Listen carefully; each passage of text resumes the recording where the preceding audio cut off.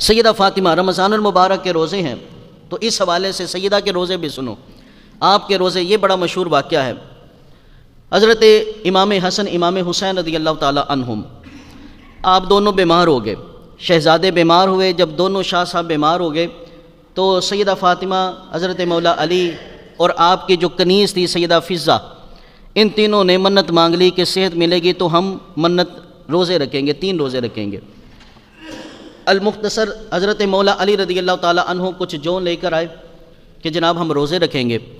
پہلے دن آٹا گوندا گیا، افطاری کا وقت ہے، افطاری تیار کی گئی، سب گھرانہ بیٹھا ہوا ہے، دروازے پہ دستک ہوتی ہے، میں مسکین ہوں تم آل رسول ہو، میں مسکین ہوں تم آل رسول ہو، کچھ دو دو، میں بھوکا ہوں۔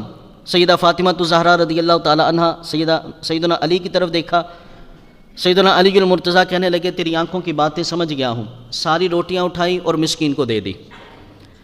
اب دوسرا دن آ گیا، افطاری پانی کے ساتھ، سحری پانی کے ساتھ کی گئی، افطاری کا وقت ہوا، روٹیاں پکا کر سامنے رکھیں، باہر آواز آئی کہ یتیم آیا ہے، یتیم آیا ہے، تم آل رسول ہو، میں یتیم ہوں، میں بھوکا ہوں، مجھے کچھ کھانے کے لیے دو۔ آپ نے ساری روٹیاں اٹھائیں اور اسے دے دی۔ یاران محترم برادران اہل سنت، سیدہ فاطمہ الزہرا رضی اللہ تعالی عنہا، آپ کا روزہ کیسا روزہ تھا؟ تیسرا دن آ گیا، سحری پانی کے ساتھ کی گئی، افطاری کا وقت آیا، کھانا رکھا گیا، کسی نے کہا کہ میں اسیر ہوں، میں قیدی ہوں، میں بھوکا ہوں، مجھے کچھ کھانے کے لیے دو۔ سیدہ فاطمہ الزہرا رضی اللہ تعالی عنہا، آپ نے وہ ساری روٹیاں اٹھا کر اسے دے دی۔ جب ساری روٹیاں 3 دن گزر گئے اس حالات کے اندر، 3 دن گزر گئے ان حالات کے اندر، سحری افطاری، اتنے میں چوتھے دن میرے رسول پاک تشریف لاتے ہیں۔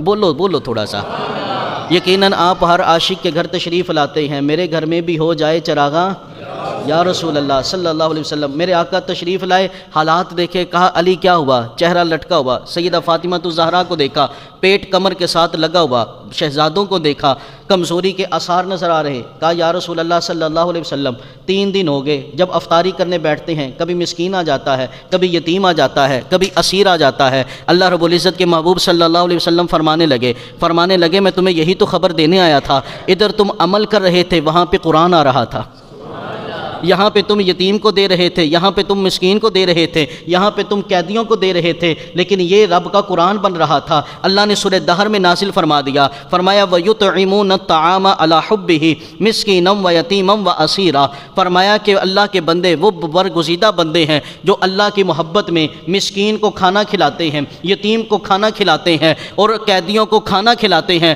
فرمایا اے علی تیری ادا اتنی پسند آ گئی، رب نے قرآن کا حصہ بنا دیا ہے، رب نے قرآن کا حصہ بنا دیا ہے۔ اللہ اکبر کبیرہ۔ پھر میرے آقا کریم علیہ السلام نے ارشاد فرمایا علی پتہ ہے وہ جو کھانا لینے آتا تھا وہ کون تھا؟ افطاری کے وقت ہی کیوں آتا تھا؟ کہا یا رسول اللہ وہ کون تھا؟ فرمایا وہ رب کے فرشتے تھے، وہ رب کے فرشتے تھے۔ یاران محترم برادران اہل سنت، کہا وہ رب کے فرشتے تھے، رب کے فرشتے تھے۔ رب کے فرشتے کھانا ضائع نہیں کرتے، کھانا ضائع نہیں کرتے، ایک کھانا ضائع نہیں کرتے۔ اللہ اکبر کبیرہ۔ اب ہمیں یہ نہیں پتہ وہ کھانا کہاں لے جاتے تھے اور اس کھانے کا کیا کرتے تھے۔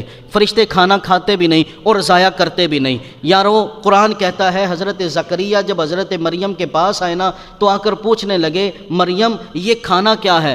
مریم یہ کھانا کیا ہے؟ یا مریم انا لکی ھذا، یہ کھانا کہاں سے آیا؟ بے موسمی پھل تیرے پاس کہاں سے آ گئے؟ تو حجرے سے باہر نہیں نکلتی، باہر قدم نہیں رکھتی، یہ کھانا تیرے پاس کہاں سے آ گیا؟ قالت ہوا من عند اللہ، حضرت مریم کہنے لگی یہ کھانا اللہ کی طرف سے آیا ہے، بے شک میرا رب مجھے کھلاتا ہے، وہ جسے چاہے بغیر حساب کے دیتا ہے۔ ارے مریم وہ ہیں کہ جن کے پاس فرشتے کھانا لے کر آتے تھے، اور سیدہ فاطمہ وہ ہیں کہ جن کے پاس سے کھانا لے کر جاتے تھے۔